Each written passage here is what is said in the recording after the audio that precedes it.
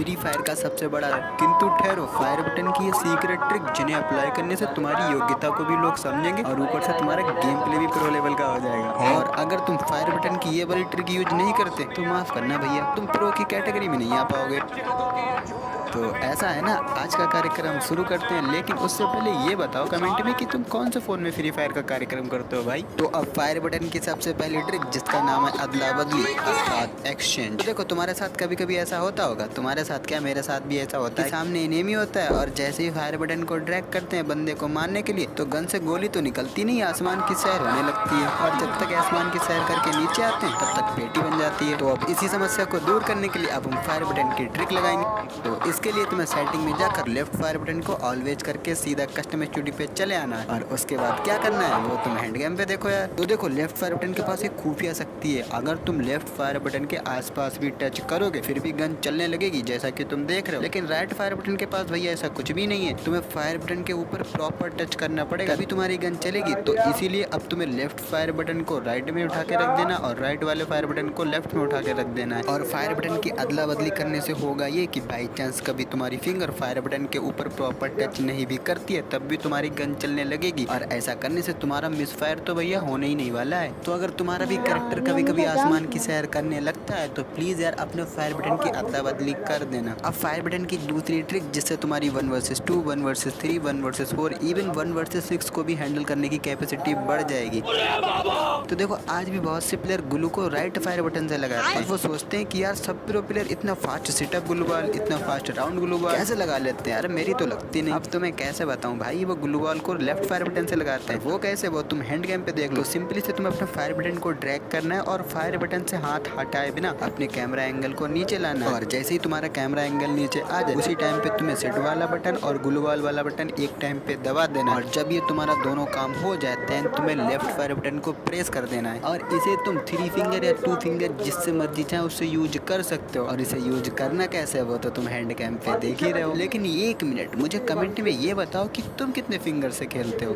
अब last fire button की trick जिससे तुम क्लोज रेंज में भी 1 शॉट प्लस ड्रैग हेडशॉट मार सकते हो। तो देखो कभी कभी ऐसा होता है कि ससुरा एनिमी हमारे बिल्कुल मुंह पे चला आता है और हमारा एम बॉडी पे चिपक जाता है, लेकिन अगर तुम्हें जंप शूट आता है तो तुम क्लोज रेंज में भी कुछ इस टाइप से हेडशॉट मार सकते हो। सिंपली से इसे करने के लिए तुम्हें अगेन लेफ्ट फायर बटन का यूज करना है। तो जब भी तुम्हारे बिल्कुल क्लोज रेंज में एनिमी आए तो तुम्हें फायर बटन को ड्रैग करना है और अगर तुम्हारा एम बॉडी पे चिपक जाता है तो तुम्हें लेफ्ट फायर बटन को प्रेस करके जंप कर देना है, जिससे तुम्हारा फायर भी होता रहेगा और तुम जंप भी कर लोगे और ऐसा करने से तुम्हारा क्लोज रेंज में भी हेडशॉट लगने के चांसेस बहुत ज़्यादा बढ़ जाते हैं। और अगर तुम्हारा भी एम हमेशा बॉडी पे चिपक जाता है, तुम्हारे हेड नहीं लगते, तुम्हें एम लॉक करने में परेशानी आती है तो तुम लेफ्ट वाली वीडियो देख सकते हो और मैं भी तुमको वहीं मिलता हूँ।